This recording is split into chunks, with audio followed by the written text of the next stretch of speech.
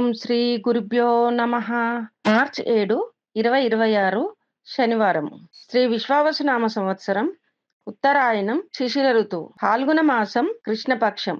సూర్యోదయం ఉదయం 6:33 సూర్యాస్తమయం సాయంత్రం 6:20 తిథి చవితి రాత్రి 7:21 వరకు.